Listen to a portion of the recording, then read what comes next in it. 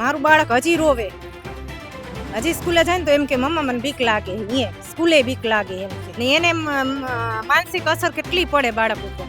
સ્કૂલે જાય, રાતની નીંદર ઉડે તો બીવે, રાતે એમ કે પોલીસ આવે, મમ્મી પોલીસ આવે, ઉઠી ઉઠીને એમ કે. ધારાસભ્ય કાંતિ અમૃતિયાએ એક નફટાઈ પૂર્વકનું નિવેદન આપ્યું હતું. એક પત્રકારે તેમને પૂછ્યું કે 10 વર્ષના બાળકની અટકાયત કરવામાં આવી, એમાં તમે શું કહેશો? તેમણે કીધું કે 10 વર્ષના બાળકની અટકાયત કરી એમાં શું? દીકરા સાથે વાતચીત કરતા કહ્યું કે આ દીકરો બાહોશ છે, એનો ગુનો શું છે? જો 10 વર્ષનો તમારા જ ગામનો દીકરો પોલીસ ડિટેન કરીને જાય તો એના કરતા કાયદાની પણ એમાં શું હોય? હું રોડ વરે જીવ તો હવે અમારો દીકરો મજબૂત થશે.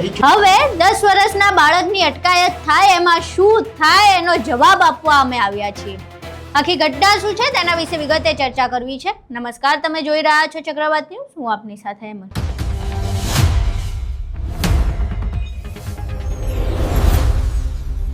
ધારાસભ્ય કાંતિ અમૃતિયાની વિધાનસભા બેઠક કહો કે પછી તેમનું પોતાનું વતન એવું મોરબીનું જેતપર. મોરબીના જેતપરમાં એક 10 વર્ષના બાળકની અટકાયત કરવામાં આવી પોલીસ દ્વારા. હવે કોઈ પણ બાળકની અટકાયત કરવી હોય ને ત્યારે બહુ બધા નિયમો લાગે અને બધાય નિયમોનું પાલન કરીને બાળકની અટકાયત કે ધરપકડ કરવામાં આવે, કારણ કે એક કુમળું જે છોડ છે એના ઉપર કોઈ એવી માઠી અસર ના પડે કે એ એના આજીવનનો ટ્રોમા બની જાય. પરંતુ આ ગુજરાતની બાહોશ પોલીસ છે એને આ નિયમો નથી લાગુ પડતા અને એટલે એણે એક 10 વર્ષના બાળકની અટકાયત કરી. અને જ્યારે ધારાસભ્યને આના વિશે પૂછવામાં આવ્યું તો ધારાસભ્યએ નફટાઈપૂર્વક કહ્યું કે એમાં શું થાય ને તો એ બાળક ડિપ્રેશનમાં જતું રહે. અને મોરબીમાં કંઈક આવું જ બન્યું છે. મોરબીમાં જે 10 વર્ષના બાળકની અટકાયત કરવામાં આવી હતી તેની માતા સાથે અમે વાત કરી છે. અમારા સંવાદદાતા સમ્રાટ બૌદ્ધ મોરબીના જેતપર પહોંચ્યા હતા અને 10 વર્ષના બાળકની અટકાયત કરી હતી. એની માતા સાથે વાત કરી હતી અને એની માતાએ એના દીકરાની વેદના જણાવી છે. એણે કહ્યું કે કેવી રીતે એના 10 વર્ષના બાળકની અટકાયત કરવામાં આવી હતી અને એ અટકાયત થઈને ત્યારથી લઈને અત્યાર સુધી એ બાળક અડધી રાત્રે ઉઠી જાય છે અને ઉઠીને બીક લાગે છે ને કે પોલીસ આવી. અહીં એ માતાની વેદના સાંભળી. પાડી દીધી, પછી પગ ખેંચાને હાથ ખેંચાને હું બેહોશ થઈ ગઈ ને એટલે મને તો કંઈ ખબર જ નહોતી. પછી આ પાછળથી બધા કહેતા હતા એમ કે ઢોરાને ઢહેડે ને એમ ઢહેડતા હતા, ન ઉપડે ને તો પસાડતા હતા. એ માનવતા હે કાંઈ પોલીસવાળાની? એમ પોલીસવાળાની બેન દીકરીને એવી રીતના ઢહેડે ને એવી રીતના કરે તો કાંઈ કે જ નહીં સરકાર? એકવાર એને તો ઢહેડો, ખબર પડે શું થાય છે. મારો 10 વર્ષનો બાબો એને ડિટેન કર્યો. એના પપ્પા હારે ગયો તો તે કામ ચાલુ હતું તો એને ખાડામાં ધુમકો મારી દીધો ને એટલે પોલીસવાળાએ કાઢી લીધો ને એટલે ઓલા એમ મારા બાબાએ એમ કીધું કે અટતા નહીં એક તો કે હું તો છોકરો તો કે નાનું બાળક એ શું થઈ ગયું કે એમ કરીને એને ડિટેન કરી લીધું. એને ગાડીમાં બેસાડી દીધો પરાયણે. કાંતિભાઈ પરમ દિવસે આવ્યા ને પરમ દિવસે એવી કાંતિભાઈ વાત કરી તો એમાં 10 વર્ષના છોકરાને ડિટેન કર્યો તેમાં ફરક શું પડી ગયો કે હું તો 16 વર્ષ થયો. એને તો ક્યાં કાંઈ એના પાસે સત્તા હે ને અમારા ખેડૂતનું કોણ? એના પાછળ એને કોણ જાય? કોઈ સાંભળી હે ખેડૂતનું? આટલા આંદોલન કરે, બધું કરે, કોઈ સાંભળ્યું ખેડૂતનું? ને એને માનસિક અસર કેટલી પડે બાળક ઉપર.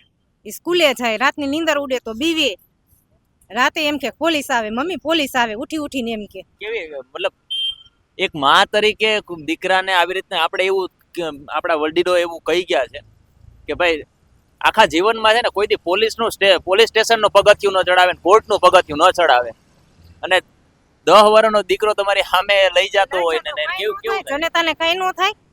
એકવાર એના છોકરાને તો લઈ જાય, મેં કીધું એકવાર તો એના છોકરાને લઈ આવો, ખબર પડે. મારું બાળક હજી રોવે, હજી સ્કૂલે જાય ને તો એમ કે મમ્મા મને બીક લાગે, સ્કૂલે બીક લાગે એમ કે. તમારે કેટલા વીઘા છે? અમારે 6 વીઘા. 6 વીઘામાં તમારે થાંભલો આવશે. એમાં 8 તો ખાડા ગાયરા, પેલા 4 ખાડા ગાયરા, તો પછી બીજા દિવસે બીજા 4 ગાયરા. તો કે માપમાં આમ હે ને આમ હે, બધા આવ્યા તો માનવા તો દીધું ને. આપણી તો સત્તા હે ને ખેડૂતને, એટલે ખેડૂતનું કાંઈ હાલવા ન દીધું. કપા વાવી દીધો હોય 6 વીઘામાં, આખો કપા ખૂંદી નાખ્યો હે, ક્યાંય એક છોડવો નથી રહેવા દીધો. એને મરજી પડ્યો. અમારે પાણી હાલતું હતું તો પાણી બંધ કરાવ્યું, એના ખાડા ભરાઈ ગયા, એને મરજી પડે અહીંયા પાણી કાઢવાની છૂટ. અમારે ખેડૂતને નહીં ચાલુ રાખવાનું પાણી. તમારા ઘરમાં કમાવાનો સ્ત્રોત શું? ખાલી ખેતી? ખાલી ખેતી. હવે શું કરશો? એ તો અદાણી વાળા આપશે ને, નહીં આપે અદાણી વાળા. વાતો આપણી વાતો મામલા- તો કરે છે હા. કામ છે પણ હવે જેની ક્યાં ખાડા ખોદી નાખ્યા છે ટાવર ઊભા થઈ ગયા છે એને હજી સુધી નથી મળ્યું.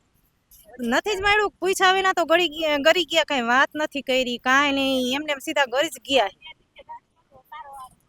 કોઈ પરમિશન નહીં, કાંઈ ફોન નહીં, કાંઈ નહીં, સીધા ગરી જ ગયા.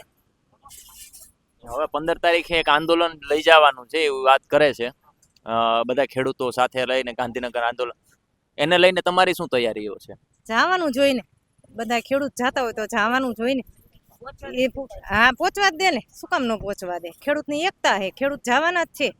કેમ કે બેન થાય છે એવું કે દર વખતે આજે આ ગામમાં બન્યું છે ને એવું તો છે નહીં કે આજેથી જ ચાલુ કર્યું કે એટલા અઠવાડિયાથી જ ચાલુ કર્યું. આ પેલા દ્વારકામાંય ચાલુ હતું, જામનગરમાંય ચાલુ હતું, બધા ગામના લોકો કરતા હતા ને વિરોધ કરતા હતા ને એવું બધું કરતા હતા. પ્રશ્ન ઊભો એ થાય છે કે જ્યારે ચૂંટણી આવે છે ને ત્યારે હું પટેલ થઈ જાઉં છું, કોઈ સામેવાળો રબારી થઈ જાય, કોઈ ભરવાડ થઈ જાય, કોઈ કોલો થઈ જાય, કોલો થઈ, કોઈ ભેગા નથી થતા, જાતિના નામે ભેગા નથી થતા અને આ લોકો આ તો- ફાયદો ઉઠાવી જાય. આ તો 18 વર્ષનું છે. રબારીનો દીકરો હોય તો ભલે, હરિજનનો દીકરો હોય તો, કોરીનો હોય તો ભલે, પટેલનો હોય તો ભલે, 18 વર્ષનું છે. આજ વખતે તો થઈ છે જ. ખેડૂતના ઘરમાં હશે તો બધાયના ઘરમાં હશે, નકર કેના ઘરમાં હશે? ખેડૂતના ઘરમાં કાંઈ નહીં હોય તો. એટલે એવું કહેવાય છે કે ભાઈ અન્નદાતા જે છે ને એ કરોડપતિ હોય ને તો એના ઘરમાં એનો અંશ હોય અને જે હાવ ગરીબ હોય ને તો એના ઘરમાં અંશ હોય. તો જો જગતના તાત ઉપર આવી રીતના થતું હોય તો પછી સામાન્ય માણસ ઉપર તો શું નહીં થતું હોય. એટલે અમે આશા રાખીએ છીએ કે આ તમારી જે માંગ છે એ માંગ ખરેખર સંતોષાય અને જે આવનારા ભવિષ્યમાં આ જે કંપનીઓની દાદાગીરી છે એ પણ હવે ક્યાંક ને ક્યાંક ઓછી થાય એવું લાગે છે. ન્યાય જ માગી, અમને ન્યાય મળવો જોઈએ. અહીં તમે માતાની વેદના સાંભળી. હવે કાયદા એમનામ નથી બન્યા, નિયમો એમનામ નથી બન્યા, એની પાછળના કારણો છે. જ્યારે સગીરની અટકાયત કરવામાં આવતી હોય કે એની ધરપકડ કરવામાં આવતી હોય ને તો પોલીસ ખાખીમાં ન હોવો જોઈએ. એને કોઈ પણ પુખ્ત વયના આરોપી સાથે ડબ્બામાં ન પૂરવામાં આવે, પોલીસની ગાડીમાં એને ન લઈ જઈ શકાય. આ તમામ નિયમો લાગુ પડે જ્યારે સગીરની અટકાયત કરવાની હોય ને ત્યારે, પરંતુ આ બધાય નિયમો નેવે મૂકી દેવામાં આવ્યા છે. શા માટે? તો ખાનગી વીજ કંપનીઓ માટે. ખેડૂતની પોતાની માલિકીની જમીન પોતાની મંજૂરી વગર જ્યારે જબરદસ્તી ખાનગી કંપનીઓ વીજપોલ નાખે ત્યારે પોલીસ એમના હાથા બને અને બૈરાઓને ઉપાડીને લઈ જાય, એમની ઉપર લાઠીઓ વરસાવે ને 10 વર્ષના બાળકની અટકાયત કરવામાં આવે. હવે આજે 10 વર્ષના બાળકની અટકાયત કરવામાં આવી છે, એના કારણે એના માનસિક જે અસર પડી રહી છે એનું જવાબદાર કોણ રહેશે?